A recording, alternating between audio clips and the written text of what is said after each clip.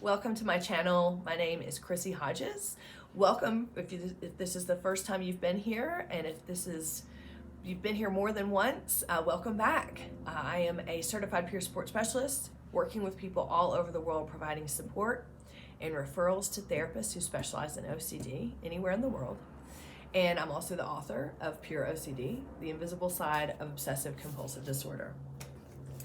Now, NoCD in OCD is an app that helps people who have OCD connect on forums to other people, but also they can provide telehealth via ERP in different areas in the world. So head on over to treatmyocd.com to find out more about what they can do if that's where you're at and looking for ERP telehealth. I just want to say thanks for showing up. Thanks for being here. I know sometimes it sucks to have to look up videos, look for resources, and it is compulsive. Sometimes we get into that loop. I get into the Dr. Google. But just by being here, it means you have hope. It means you're looking to know that you're not alone. So I am glad that you're here, and I hope that anything that I say in this video is going to resonate with you and help you wherever you're at in your journey. It is good to have you here. Today I wanted to talk about real recovery. Some of the fears around that, some of the wonderful things around that, and a little bit about how we can start to reframe what recovery is for us individually. What we typically do with OCD is want to view recovery through the lens of black and white. I either have OCD and I'm miserable, or I want to not have OCD and be happy and never think about it again. So that is hoping that I will wake up tomorrow and the thoughts will be gone, or that it will just magically disappear, because you might think to yourself, well, there was this one time years ago where it kind of went away and I didn't really think about themes this much or that much, and so I'm just hoping that will happen again. And we look at that as, I hope that's what recovery is. That recovery is, I just don't ever deal with intrusive thoughts again. Okay, well, for majority of people, that is not possible. Hang on, because I know that hearing that can feel hopeless and scary, because right now you may be stuck in a theme and suffering and feeling awful and feeling really scared, and your brain is going to go, I cannot sustain this for the rest of my life. So if that's what recovery is, then I don't even want to pursue recovery, and fuck this, right? Or whatever you think. Well, this is where I wanted to come on and explain a little bit about what that means. Recovery for OCD involves changing your behavioral response when you have intrusive thoughts. Now, what you're used to and what I'm used to when I'm stuck in a theme is intrusive thoughts coming in and hijacking me and terrorizing me. I'm responding by doing compulsions because I'm scared. What if this is true? What does this mean? What if this never goes away? I can't do this. I'm so scared this isn't going to go away. There's so much going on, and I'm doing compulsions. That's a behavior to try to get those thoughts to stop, to prove them wrong, to argue back. Okay, so it's a behavioral response. Now, if I continue to do this behavior over and over and over and over, I'm never going to win, as you probably know, because compulsions make it worse. That's why some people say, it felt manageable at the beginning, but then, months later or even years later, it just digs into deeper, scarier, darker things. That is because compulsions encourage that relationship of fear. Compulsions are basically telling our brain there is reason to believe that this is a threat. So every time you do a compulsion, the threat gets bigger, it gets deeper, and it's going to continue to impact our lives, right? So when we're working toward recovery, what we want to do is change how we are relating to the thoughts. Now, I know, again, what we want is, I just want the fucking thoughts gone. Like, I don't want to deal with them, right? Well, that's not possible when we're doing compulsions and when we're using that strategy in order to try to make them go away or disprove them. So changing your relationship to the thoughts is what exposure response therapy does, and other forms of therapy, acceptance commitment therapy, things like that. It teaches you that when you have these thoughts, you don't have to do the compulsions. And when you start to stop doing compulsions, then the warning signals start to calm down, right? So that doesn't mean that the thoughts aren't there. That just means you're not communicating with that part of the brain that is keeping this cycle going. So that's what it means when people say recovery isn't about getting rid of the thoughts, because it feels scary to hear that. When you're in the depth of suffering and you think, I have to continue to have these thoughts for the rest of my life, it feels impossible. Of course it feels impossible, because you don't have a relationship with those thoughts yet that allow you to not suffer. So it is possible to learn a different way of relating to that part of the brain, relating to these intrusive thoughts that will change the outcome. I mean, in general, a couple more things. In general, a rule of thumb is when you change behavior, you get a different outcome, right? And so that is a logical truth. And that's why when people get stuck and things get worse, their behaviors aren't changing, because when you are triggered, you're responding to a threat immediately by doing compulsions. And so that means the outcome is still going to be the same. I'm still going to be triggered. So when we think about the logical change your behavior and you get a different outcome, that is what learning to have a different relationship with the intrusive thoughts means. The problem is that sometimes the content gets in the way, right? When you have taboo themes, or when you have themes that feel like they're threatening who you are as a person, or maybe other people, we think to ourselves, it is my job, it is my duty, it is my responsibility to stand up to these thoughts and prove they're not real. The risk feels so big. And that's where, in my support of people, I try to say, reframe that as the content or the theme is just the vessel. Okay? It is just a means to learn how to change your relationship with the intrusive thoughts. You have to use something, right? I mean, we all wish it was like spiders. No, I mean, because if it was spiders, then you would be like, any other thing would be better. But, if it was kind of a normal thing that you're afraid of, right?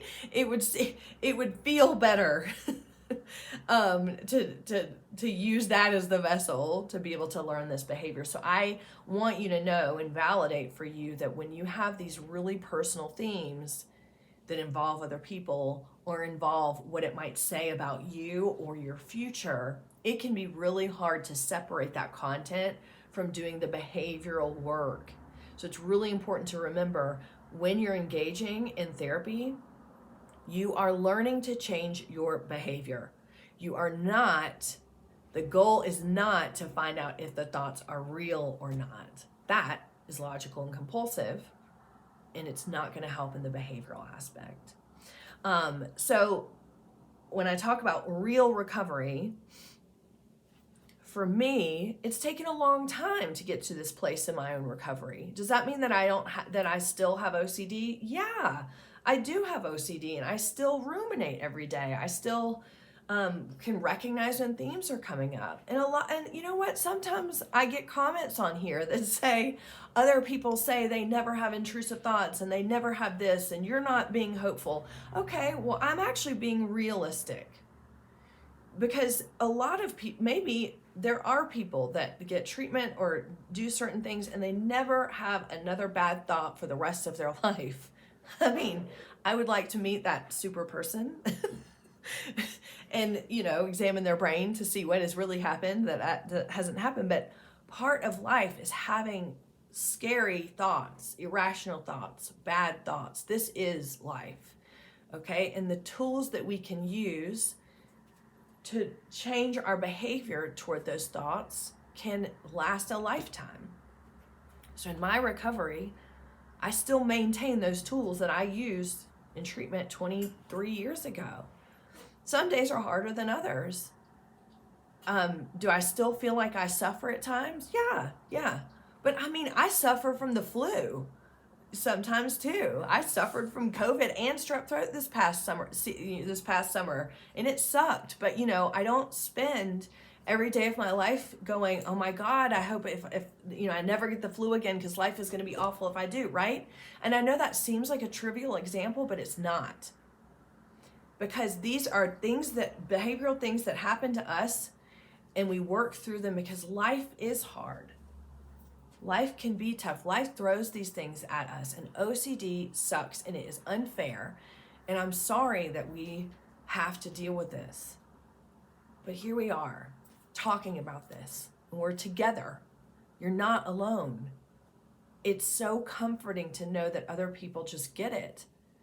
It's not comforting to know that other people suffer, but to a degree it is. And that recovery is different for everyone. My recovery might be different from someone who never has an intrusive thought for the rest of their life, and that is great, but I am not going to look at that and say, if I can't have that, then it is not worth it to even try.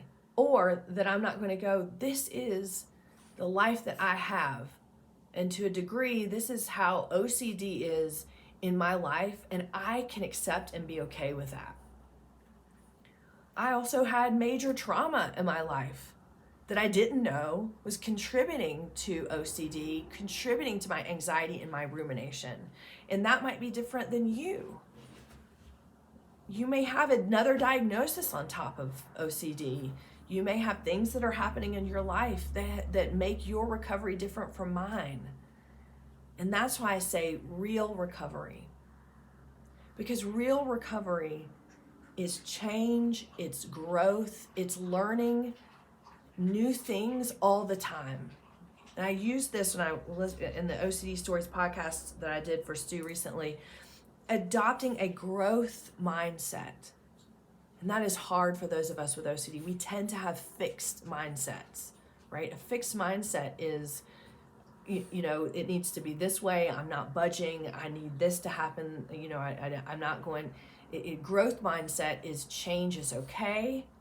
I'm going to do things to grow and accept that is part of life.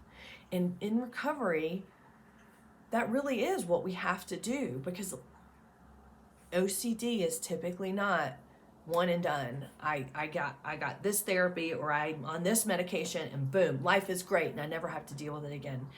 A lot of people set themselves up for that when they do have a lapse, it's really scary. So the growth mindset is everything that you can learn, everything that you can take with you that helps, build off of that. We're creating a foundation of recovery, and we just build. We build our little city of life from that, but we know we can come back to this foundation that is set with a growth mindset. And lastly, comparing yourself. I just mentioned this, but I just want to emphasize it again. Be really careful comparing yourself to other people. Be careful comparing your recovery to mine. It might scare you when you hear, oh my gosh, Chrissy still deals with triggers. Chrissy still deals with OCD. She still ruminates. But that's my recovery. I'm okay with this. I feel really good in my life, and I have a good handle on OCD. I'm not scared of it. And so if you think I don't want to be in that position when I'm her age, that's comparing your recovery to mine, and that's not helpful for you. That's my puppy. reading other people's stories and comparing yourself to where they are in their recovery is not helpful for you, because you have to forge your own recovery path. And wherever that takes you, if you're continuing to grow and get better, that is the best thing we can do in life in general. My practice is peer support, so I'm not here to make, I'm not here to take the OCD away from you. I'm not here to make it better. I'm not here to diagnose you. I'm here to walk with you wherever you are in recovery and to let you know I have been there, or maybe I haven't been there, but I might be there at some point, and we can walk together and support one another. And that's why community in this community is so important. But your recovery path is going to be different than everybody else's. And we can all learn from each other in that way. It's important to pull out of that black and white mindset when it comes to recovery of it should be this and it should be that. If it's not this, what does that say about me? Because we can quickly go down that must mean I don't have OCD rabbit hole, and that is not helpful. Again, I want to emphasize to you, I had a big shift in my recovery about 5 years ago when I realized that my childhood trauma was contributing. So I went and got therapy for that. And that freed up a lot of things. I can see things differently now. I manage my OCD differently. So my goal in recovery, in my real recovery, is to continue to have my eyes open. What could help me just in life in general? What can help me with the trauma of having OCD, the trauma of the things that I've lived through in my life? How can I be better in relationships? How can I better manage OCD? Continuing to look for those opportunities to just keep growing and changing. So that's what life throws at us.